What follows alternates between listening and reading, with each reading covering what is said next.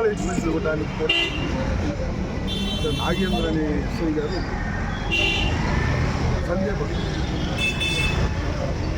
ఎవరో సిఐ గారితో మాట్లాడారు, డిఎస్పీ గారితో మాట్లాడారు, ఇంకా పై అధికారులతో ఎవరితో మాట్లాడారు. మాట్లాడి 1 గంట ఇస్తా, అరగంట ఇస్తా, మీ ఇంటికి పంపిస్తా. ఏం జరుగుతుంది రాష్ట్రంలో? పోలీస్ స్టేషన్లో ప్రాథమికమైన రూల్ ఏంటంటే ఎవరైనా ఏదైనా ఒక కంప్లైంట్, ఒక ఫిర్యాదు ఇస్తే ఆ ఫిర్యాదును తీసుకొని ఎక్నాలెడ్జ్మెంట్ ఇవ్వాలి. రాంబాబు గారు, సుబ్బయ్య, పుల్లయ్య, వెంకయ్య ఎవరైనా ఒక కంప్లైంట్ ఇస్తే ఆ కంప్లైంట్ రిసీవ్ చేసుకుని ఎక్నాలెడ్జ్మెంట్ ఇవ్వాలి. ప్రాథమికంగా పోలీస్ స్టేషన్లో జరిగేటటువంటి రూల్.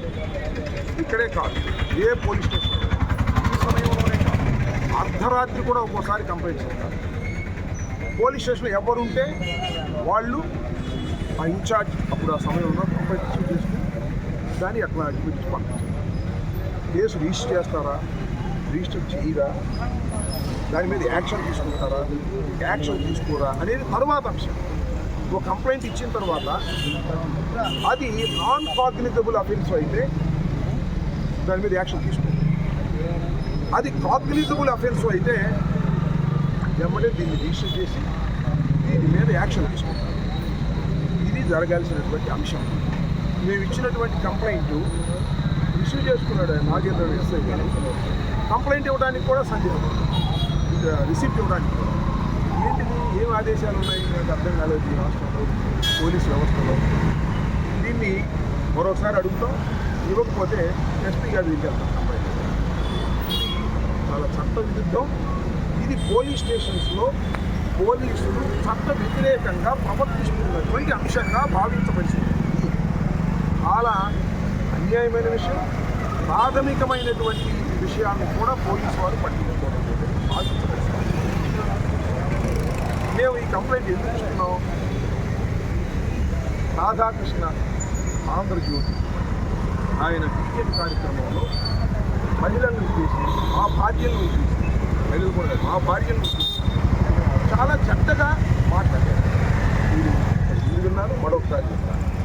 జగన్మోహన్ రెడ్డి గారు మా నాయకులందరినీ పిలిచి మీ భార్యలు కాదు అంటే, అవును మా భార్యలు కాదని భావించి వారి చెల్లెళ్ళగా భావించి మేము వారికి పెళ్లి సంబంధాలు చూసి పంపిస్తాము. ఆ విధంగా వెన్నెముక లేని నాయకుడుగా మమ్మల్ని చిత్రీకరించారు. అంతేకాదు, మెడకాయ మీద తలకాయ లేదని, వెన్నెముక లేదని, ఆ తలకాయలో గుజ్జు లేదని వ్యాఖ్యానించారు. ఇది చాలా అసభ్యకరమైన, అభ్యంతరకరమైనటువంటి వ్యాఖ్యలు. ఈ వ్యాఖ్యల మీద క్షమాపణ చెప్పమని కూడా మేము కోరాము. ఇంతవరకు క్షమాపణ కూడా చెప్పలేదు. కాబట్టి లీగల్గా మీరు యాక్షన్ తీసుకోండి అని చెప్పాము. ఇది ఈ కంప్లైంట్ యొక్క సారాన్ని. ఈ కంప్లైంట్ రిసీవ్ చేసుకున్నారు. సరే, తర్వాత వాళ్ళు యాక్షన్ తీసుకుంటారో లేదో తర్వాత సంగతి. యాక్షన్ తీసుకుంటారని నేను అనుకోవడం. ఈ కంప్లైంట్స్ అన్నింటినీ ఇలాగే ఉంటే కోర్టుకు కూడా వెళ్ళి యాక్షన్ తీసుకోవాల్సిందిగా మేము కోర్టులో కూడా అయితే రిసిప్ట్ ఇవ్వాలి కదా. రిసిప్ట్ ఇవ్వడానికి కూడా సందేహపడుతున్నారు. బహుశా రాధాకృష్ణ ఏమైనా ఫోన్ చేశాను, రిసిప్ట్ ఇవ్వమంటారో వద్దంటారని పోలీసు చాలా దుర్మార్గమైనటువంటి పోలీసులు ఇక్కడ జరుగుతుంది. దీన్ని మేము ఎస్పీ గారి దృష్టికి కూడా తీసుకెళ్తాం. వాళ్ళు ఇంకోసారి మీ అందరి సమక్షంలో అడుగుతాను. అడగకపోతే ఇవ్వకపోతే అప్పుడు దీని మీద ఫర్దర్ యాక్షన్ కూడా వెళ్తామని కూడా ఈ సందర్భంగా చెప్తాను.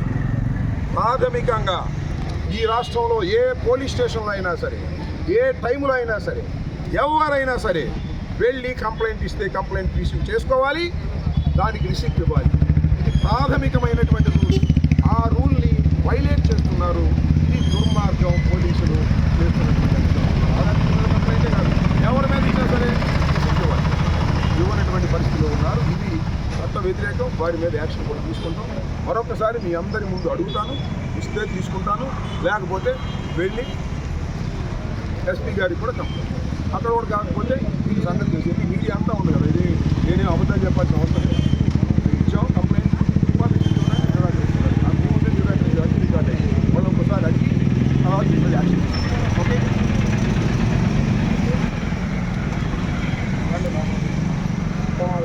కనీసం అడ్జస్ట్ చేసుకోవడానికి కొద్దిగా వెనక్కి అది నువ్వు అట్లా అంత ముందుకు వెళ్ళిపోతే నేనేం చేస్తాను, నేను ఇక్కడ వేసాను.